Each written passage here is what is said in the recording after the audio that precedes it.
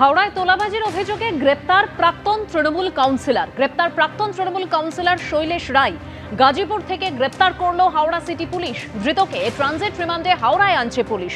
আগেও গ্রেপ্তার হয়েছিলেন শৈলেশ রায়। খুনের মামলায় গ্রেপ্তারের পর জেলে ছিলেন, পরে ছাড়া পান। ইসলামপুরে এসটিএফ এর হাতে আটক তৃণমূল নেতার ভাই। পাক চর সন্দেহে শফিকুল ইসলামের গ্রেপ্তারের সূত্রে এই অভিযান। বেঙ্গল এসটিএফ এর হাতে আটক তৃণমূল নেতা জাকির হোসেনের ভাই। আটক তৃণমূলের প্রাক্তন ব্লক সভাপতির ভাই ফজলে রব্বি। ইসলামপুর থানায় জিজ্ঞাসাবাদ এসটিএফ এর। 3 দিনের সফরে রাজ্যে কেন্দ্রীয় স্বরাষ্ট্রমন্ত্রী অমিত শাহ। কাল শিলিগুড়িতে সীমান্ত সুরক্ষা সংক্রান্ত বিভিন্ন প্রকল্পের শিলান্যাস করার কথা রয়েছে তাঁর। আর কি কর্মসূচি রয়েছে কেন্দ্রীয় স্বরাষ্ট্রমন্ত্রীর, আমরা জানবো আমাদের প্রতিনিধি শিবাশিস মৌলিকের কাছ থেকে। শিবাশিস, 3 দিনের সফরে রাজ্যে এলেন কেন্দ্রীয় স্বরাষ্ট্রমন্ত্রী অমিত শাহ। আজ সন্ধ্যা 6:30 নাগাদ বাগডোগরা বিমানবন্দরে তিনি তার বিমান অবতরণ করে এবং সেখানে তাকে স্বাগত জানান মুখ্যমন্ত্রী শুভেন্দু অধিকারী। এরপর শিলিগুড়িতে তিনি রাত্রিবাস করছেন মেফেয়ারে এবং আগামীকাল এসএসবি ফ্রন্টিয়ারের হেডকোয়ার্টারে যাবেন কেন্দ্রীয় স্বরাষ্ট্রমন্ত্রী। আজ রাতে কলকাতা ফিরে গেলেও আগামীকাল অমিত শাহের সফরের জন্য ফের একবার শিলিগুড়ি আসছেন মুখ্যমন্ত্রী শুভেন্দু অধিকারী। তিনি সারাদিন অমিত শাহের সঙ্গে থাকবেন। এসএসবি ফ্রন্টিয়ারের হেডকোয়ার্টারে একাধিক সীমান্ত সুরক্ষা সংক্রান্ত প্রকল্পের শিলান্যাস করবেন অমিত শাহ। পাশাপাশি এসএসবি জওয়ানদের সঙ্গে মধ্যাহ্নভোজ সারবেন কেন্দ্রীয় স্বরাষ্ট্রমন্ত্রী। এরপর সেখানে সীমান্ত সুরক্ষা সংক্রান্ত একটি বৈঠক রয়েছে। কাওয়াখালী মাঠে একটি ন্যায় সংহিতা সংক্রান্ত প্রদর্শনীর উদ্বোধন করবেন আনুমানিক বিকেল 3টে নাগাদ কেন্দ্রীয় স্বরাষ্ট্রমন্ত্রী অমিত শাহ। এরপর কাওয়াখালী মাঠেই একটি জনসভা করবেন তিনি। শুক্রবার বিকেলে হোটেল মেফেয়ারে 2টি সাংগঠনিক বৈঠক রয়েছে কেন্দ্রীয় স্বরাষ্ট্রমন্ত্রী অমিত শাহের।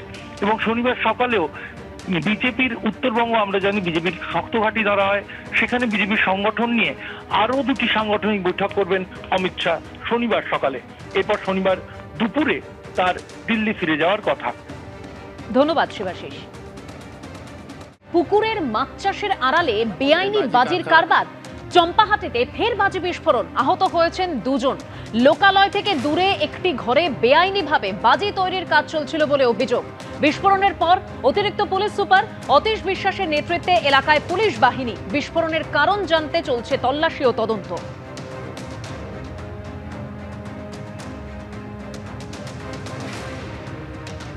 এখান থেকে কারখানাগুলো আস্তে আস্তে এই পিয়ালিতে আমাদের এই গ্রামে চলে আসছে। আজকে দেখুন এই চারিদিকে ঘর বাড়ি, এইভাবে এই বাচ্চা কাচ্চা নিয়ে অসহায় মানুষরা কিভাবে বাস করবে। চারিদিকে ঘর বাড়ি এবং এইটা একটি বাগান করে এখানে বাজি কারখানা শুরু করেছিল।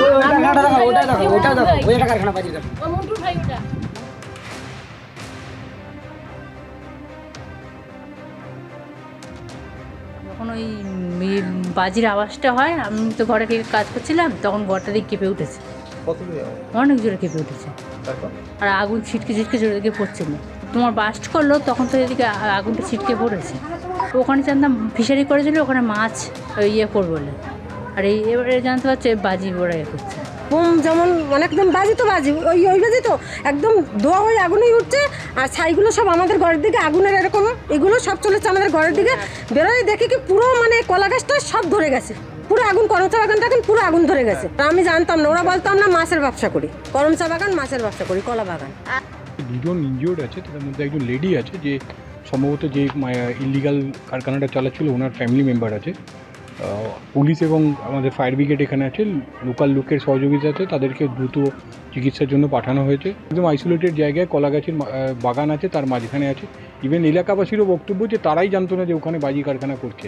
এবিপি আনন্দ, এগিয়ে থাকে, এগিয়ে রাখে।